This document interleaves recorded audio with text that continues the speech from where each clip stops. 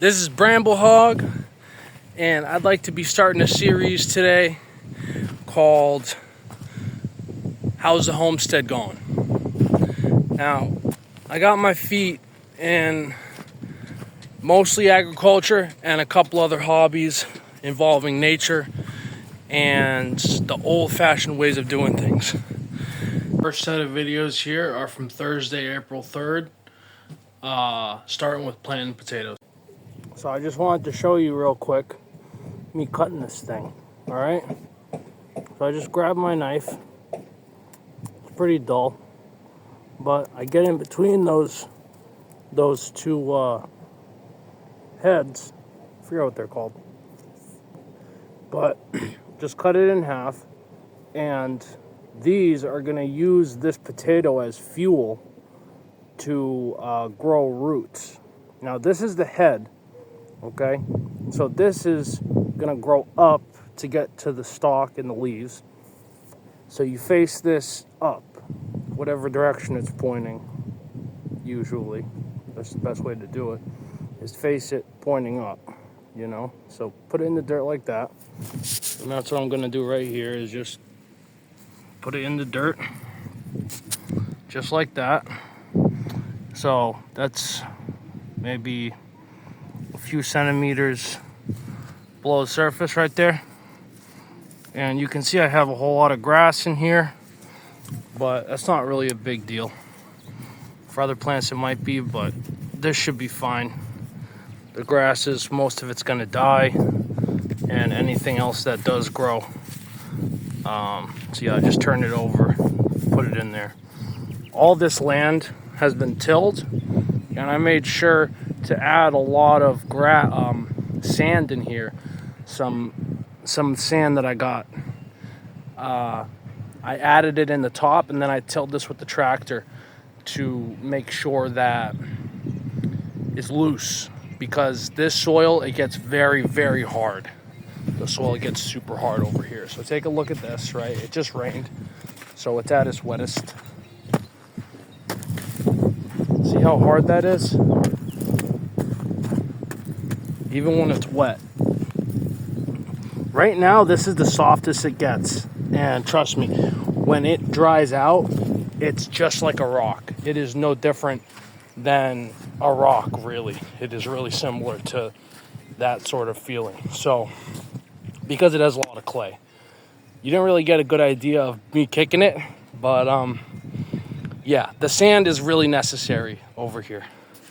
So yeah. So under this wet piece of cloth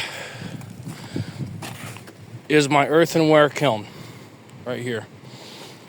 Now I'm using a wet piece of cloth so it doesn't crack as it dries like over here it did. It was doing a lot of cracking over here, but it really isn't that bad. I'm gonna expect some cracking to happen. This is a new one that I hadn't seen, but excuse me. This is the new stuff, as you can see, that I put in this morning. Right now it's about 12:30, and I put this in at I'd say around 9, so you can see how soft it is. So this is a mix of about 2 parts sand to 1 part clay. If I had some what's it called, charcoal, then I would have crushed it up and mixed it in, but I don't have any right now. So it's drying slowly, and as it dries, the clay shrinks.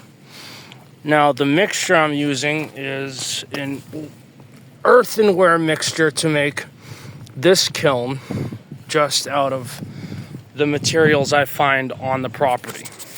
Now I used the mixture of, see that clay over there? This is like, you can call that yellow clay. So I got 3 types of clay on the property. There's this white yellow clay that has a lot of sand in it.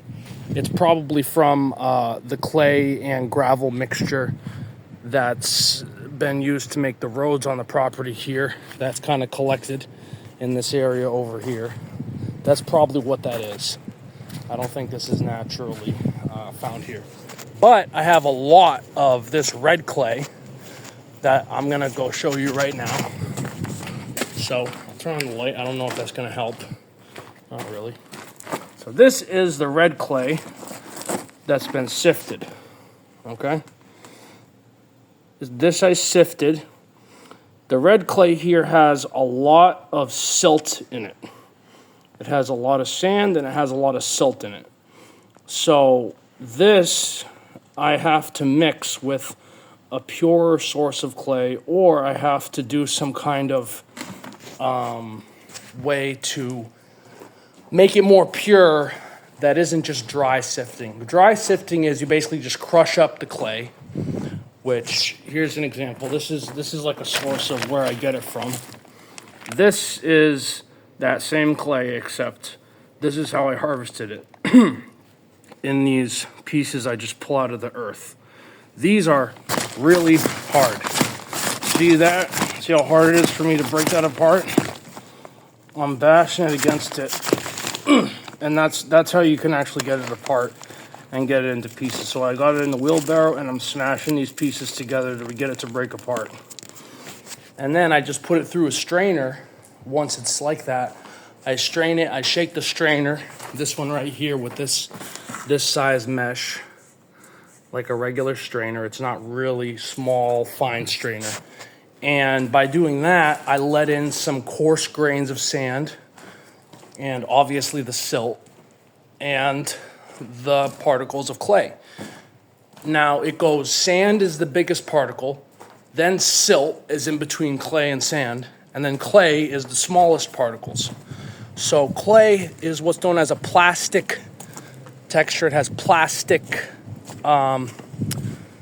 qualities to it. So when you get it wet, like Play-Doh,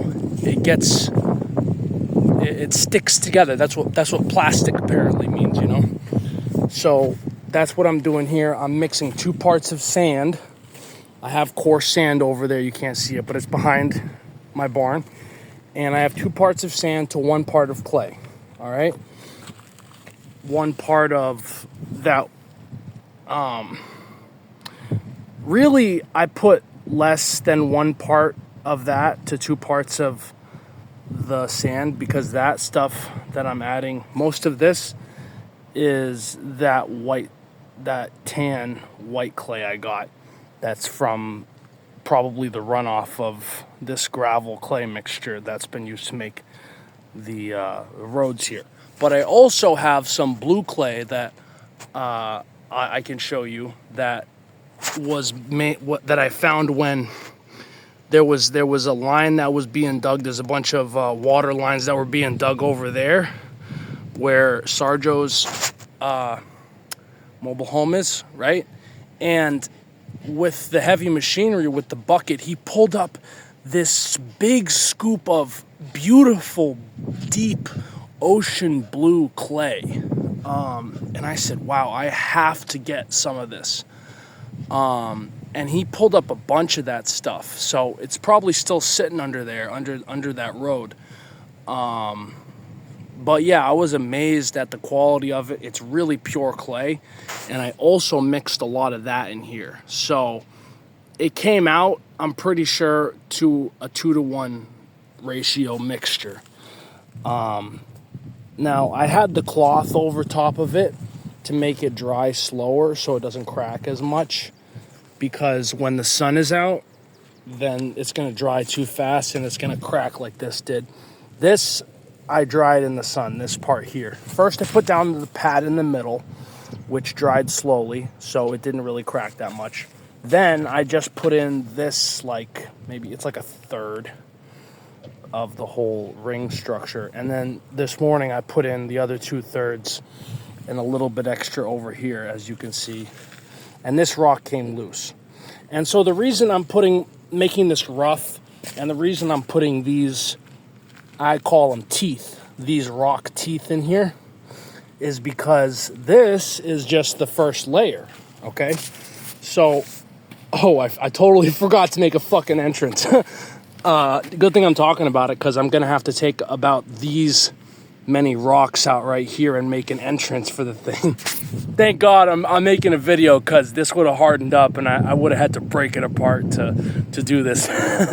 So these walls are going to come up circularly, And this is basically going to be one big chimney. And I'm going to have an opening like this. And that's just going to be to put fuel in there. And then about maybe this high up or something like that, I'm going to install like either bricks or some kind of wire mesh just so I can put the pottery in there. This is a kiln for firing pottery and heating up pottery. So there's a difference between earthenware and ceramics, and it has to do with the temperature that the pottery is going to reach. So this is going to be reaching higher temperatures than an open fire, which I'm going to make a fire pit over here too. But it's going to not be hot enough to be ceramic, so that's why it's considered earthenware. I'll explain that at a later point, but you could also look that up yourself and do some research. It's pretty interesting. But yeah, so I'm going to make this flat. So this is flat and even with this. This is basically the bottom. This is just for where the fuel is going to be, all right? And that's why I have these teeth, so that when I put the next layer up, I'm going to put the next layer up. It's going to probably be about this high, and I'm going to go all the way around. And then I'm going to put another line of teeth, probably less than this, because this is the base, so that's why I put so many teeth. And I'm just going to continue to put layers up until it's pretty high, until it's at least double the height of the diameter that this is. And maybe even more, maybe 3 times the height, depending on how stable the structure is, you know. But I'm going to keep the walls pretty thick. And yeah, I might have a few air holes. But the main one, like I said, is going to be this one right here. So I'm going to flatten this now that I remember. Before I forget, I'm going to take these rocks out and flatten it over here. And I'll get back to you. All right, so I pulled out the rocks. This is the bucket that I have all my teeth in, the rocks that I'm using for this kind of structure. And I use this trowel to flatten this out, just like you would use it for mortar or concrete. You know, that's what these are for. And that's what I use it for here, because this is pretty much like concrete. So it looks like a big hole, but it really isn't. If I look at the structure here compared to the size of the structure, this is actually the size that I'm gonna want, especially if I'm using wood. I'm probably gonna be wanting to use charcoal. I'm gonna basically use that pit and a big iron container, steel container, to make charcoal with a fire pit. And then I'm gonna use the charcoal to heat this up, because charcoal gets hotter than wood, you know? So that's the idea here. Like I said, this is gonna come up and be that kind of shape like this. So it's gonna have a wall and just a curve, you know? Yeah. So this is looking pretty good. Now, it's probably going to rain soon, so I'm probably going to have to throw the tarp over this thing. But now I'm going to put my attention back over here, where right now I'm actually building, Sarjo helped me form. He basically did all this. He formed in the back here all of these big beds for potatoes. And now I'm just planting them in. I've done these 4. And I got holes over here. Over here, I planted way too many. I planted it way too dense. So I'm drawing it back literally by half. So I'm planting half as many. I'm just planting them straight in a row. Over here, I was doing a star pattern like this.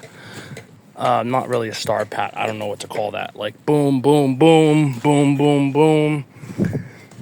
And I also did a pattern like this. So now I'm just doing a simple pattern like this, and I'm actually going to look up. I haven't even looked this up in a long ass time, but I'm pretty sure you need a foot in the imperial system, a foot of area on each side, I think, for a potato. But I'm going to look that up and confirm that, because I'm just doing this with my hand, literally by hand, with my hand, making these holes, which is really good because you end up finding the rocks and sticks that you want to pull out. That's why I got those 2 buckets. But I got a tape measure right here in my pocket, so I can actually take a look and see how far apart these holes are and if it's a good distance for the potatoes. So yeah, it's just like I thought, 30 centimeters, which is about a foot, or almost exactly a foot. So that's 30 centimeters, so it's got 30 centimeters just on one side. Well, you can see the slant over here, so not quite. But, so it's got 30 centimeters by itself, and the distance between these two are 30 centimeters. And so just by hand, without measuring anything, I've been doing these just over 30 centimeters. So yeah, there's definitely not going to be competition. Now I feel it's starting to rain right now. A few droplets just came down. So I'm going to cover that right now and go hide. So it's really not raining. It's just drizzling. But anyway, that means it's time. That means it's time for me to go work on my third project, which is taking apart pallets and making shelves. I got my automatic wheelbarrow. That's what I call this fucking thing. I think it says 7 horsepower, literally. So I'm going over here. I got some pallets over here that I'm gonna take apart and work on my shelf. Hey, what's up, Sergeant? So here are 3 pallets I got here. I literally got shit all over the place. So yeah, I'm just kind of getting it out of the way so that I can throw these pallets on the wheelbarrow, the powered automatic wheelbarrow, and start taking these motherfuckers apart, you know? So that's what I'm gonna do.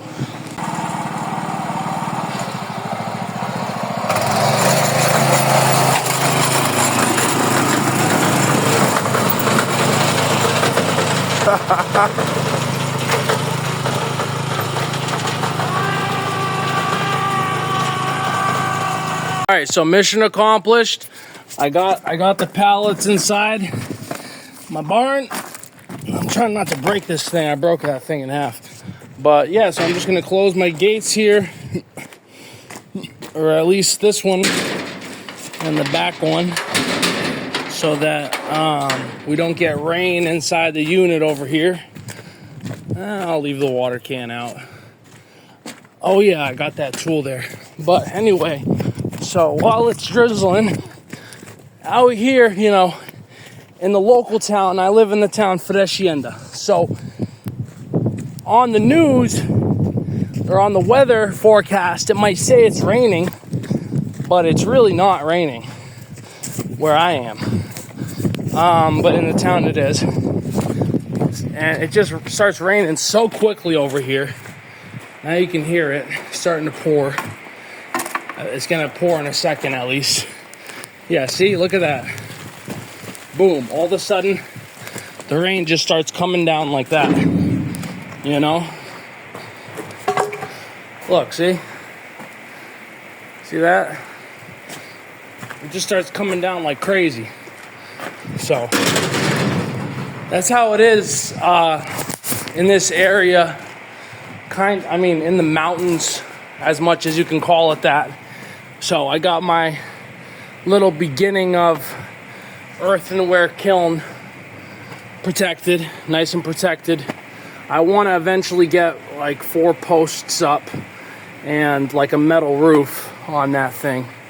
That would be clutch. Especially a metal roof that I can put on and take off. That would be really nice. But yeah, so these pallets, I got to take them apart. I can already tell they're going to be a pain in the ass just because of how thick the wood is. So they probably used some really good nails on this, so not going to be easy. But it is what it is. I'm just making these shelves out of pallet wood or refurbished wood. That's the only refurbished wood I got a source from right now is this pallet wood that I get for free from the local, what's it called, hardware store. See, I forget words that are just like totally regular words, like not even names. I forget names for sure, but I forget all sorts of words. But anyway, so I get these for free. So these are really nice, sturdy ones, and I'm going to make a shelf out of this stuff. So yeah, I'll take these apart, hopefully keep them together for the most part, keep it clean, sand it down, and yeah, put them together with some screws and call it a day. Make sure everything is spick and span, you know, make some sturdy shelves. Now, the first one I made, the function definitely came before the form. But on these ones, I want the form to come along with the function so that they're looking good. The nails and the screws are straight. You know, everything's just tight. Tight. You know, that's what I'm looking for with this. Is it to just hold together and be nice. You know what I'm talking about? You know what I might actually do? I think I might just take a saw and cut them right here. Cut. Because, I mean, you see most of the cracking is at the corners here. And it's going to be a pain in the ass to get these apart, man. Yeah, it's just going to be a real pain in the ass. So I have the correct tools for it. I got two things I could use. I can use this, which I'm sure I'm going to end up using at some point. I forget what this is called. Like the jack saw. And then I also got a circular saw that is going to make straighter cuts. So that's the one I'd rather use, is this right here. So I got these two beautiful tools that's going to speed up the process here. And whatever the distance is between here and here, that'll be aspect of my shelves. You know what I mean? That might come out to the width or whatever the case may be. I'll see how easy it is for me to... I might be able to cut the sides and then take it off the middle. That might make sense, but we'll see. We'll see. That is the ending of Thursday, April 3rd for me. So there you go. Bramble Hog signing out.